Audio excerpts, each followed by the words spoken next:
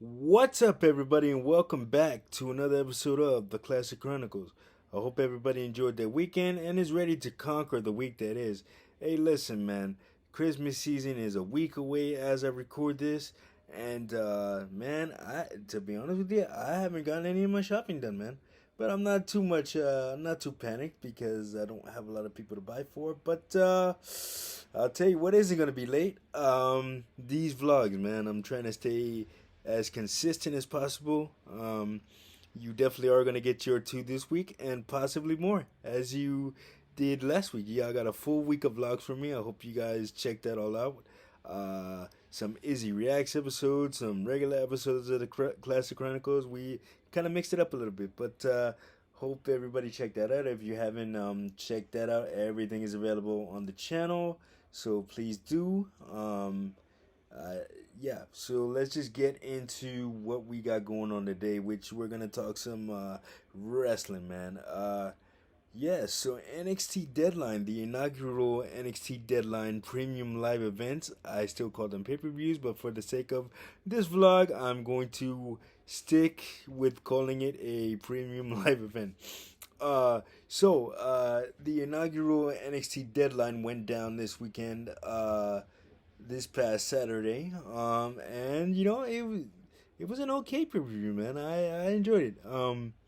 NXT is doing some pretty big things. They have a very bright class of future superstars over there. So I'm very excited to see what they do. But let's get into it, man.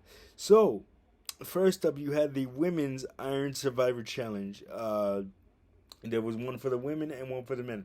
Now the women, now the winner of these Iron Survivor challenges gets a shot at the NXT Women's Championship and the NXT Championship, respectively. So the women kicked it off, and basically the concept of these matches is, whoever gets the most pinfalls in the allotted 25-minute time limit is the winner, and like I said, gets a shot at the NXT and NXT Women's Championships. But there are a few differences between the Iron Survivor Challenge and a traditional Iron Man match. So a traditional Iron Man match normally involves two competitors, but the Iron Survivor Challenge involved five competitors. Both of them did, and also it had the element of a penalty box. So if you got pinned, whatever superstar got pinned, uh, that superstar would have to spend 2 minutes in the penalty box, and that's taking an element from another match type in which is an Impact original known as the King of the Mountain match, which is essentially a reverse ladder match. So instead of retrieving the belts from the ceiling using a ladder, you're essentially hanging the belt up up and that also involves a penalty box. But and then so with this, the competitors came out in 5 minute intervals. Like two competitors started, and the other three competitors came out in 5 minute intervals, and then yeah, that was the match. So the participants in the women's Iron Survivor Challenge were Kiara James, Zoe Stark, Cora Jade, Roxanne Perez, and Indy Hartwell. Um, Roxanne Perez ended up getting the most falls within the 25-minute time limit, and thus she is the new number one contender for the NXT Women's Championship. She will be facing Mandy Rose in the month of January at New Year's Evil, which is I believe January. Hold on, let me see. So the January 3rd on January 3rd on USA on it's a regular episode of NXT, but they're dubbing it New Year's Evil as they've done in years past. So yeah, no, and Booker T, who was on the call last night, got a little bit emotional when Roxanne Perez won that match because Booker T is was Roxanne Perez's trainer at one point. So it's like a proud papa watching his daughter, do something really big, which is good for her because Roxanne Perez, as as are all the other four competitors, they're all amazing competitors. So much respect to them for doing their thing. So yeah, and then next up you had Isla Dawn versus Alba Fry. Now these two have a rivalry dating back to their days in NXT UK, where Alba Fire was known as Kaylee Ray by her real name, Kaylee Ray, and yeah, no. So and then this iteration of the rivalry started because Isla Dawn came back at NXT's last pay per view, Halloween Havoc, and cost, I should say, Kaylee Ray the NXT Women's Championship against Mandy Rose. So these two have been going at it ever since. Isla Dawn ended up defeating Alba Fire when the ref got distracted, and Isla Dawn spit the black mist in the referee's eyes, and that distracted Alba Fire, and then she was able to secure the win with a roll up on Alba Fire. So yeah, another great rivalry. Let's see where that goes.